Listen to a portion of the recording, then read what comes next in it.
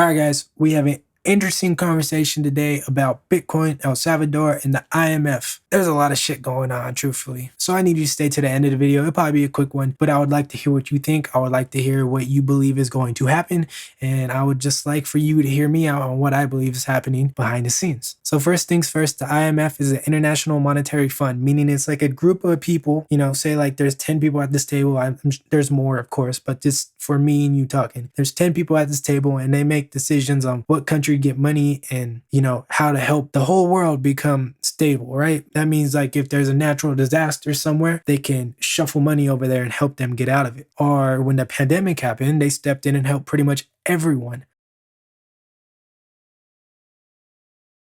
So that's what the IMF is. Just a quick basic rundown. You can Google it if you want to learn more about it. It's really simple, really easy. They're just a group of fucking people that help the world go round. Almost like the globalists, you could just say, I guess. Now, tying this all together, we all know El Salvador just made Bitcoin their legal currency, meaning there's no capital gains on it, right? Okay, perfect. We're on the same page. And when they did that, that means they put Bitcoin and the dollar bill like this together, right? Like right by each other, like on the same level.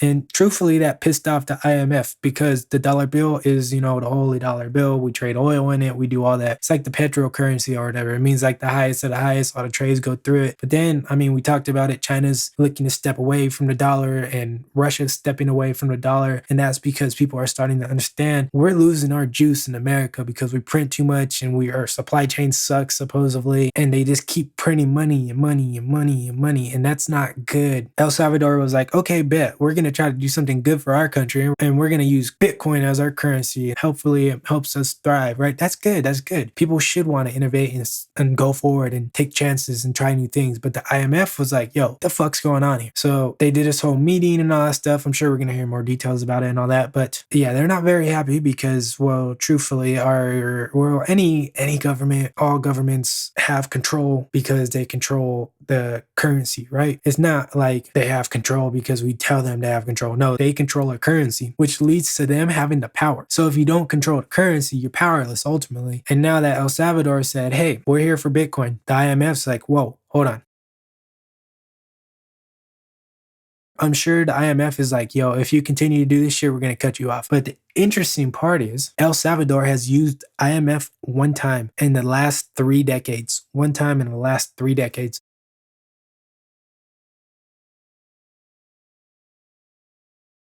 And I'm sure you know what the one time is. It was in this pandemic and it was $389 million. The IMF gave to El Salvador. Then we got to step back and think if they've only had to use them one time in 3 decades over a pandemic that was most likely started with the US and China doing, what do you want, whatever you want to say. Read the emails that were clearly, I don't know if they're leaked or just thrown out there, but either or, they're there and you can read them. You make your own decision, but it looks like America and China kind of, started this. So they used the IMF one time out of 3 decades off of something that somehow, some way sounds like we created it. You can have your own opinion, but I know the IMF is probably going to be giving them a hard time. Maybe like, we're never going to give you money unless you step away from Bitcoin, which I could probably see because, Donald Trump went on the news and was like, oh, Bitcoin is a scam and this, and the mighty dollar is never going to fall. And that's just old people thinking old ways. Well, because we went from, trading sheep, wheat, hay, chickens, XYZ, all that stuff. And then we went to coins, then we went to dollars, then we went to debit cards, now credit, and now where we're going to go? Crypto. It's always been just an exchange. I think a lot of people are too emotionally attached to the dollar bill and they refuse to realize that as humans, we're supposed to get to the next step. Like imagine you telling somebody that was trading a chicken for a cow saying one day you're going to have $100 bill. They'd be like, what the fuck? What? Like, who the fuck are you? Right? So it'd be crazy, right? To bring that up to somebody. But the interesting part about El Salvador, from what I'm reading, is that they're going to take the Bitcoin and convert it to dollars.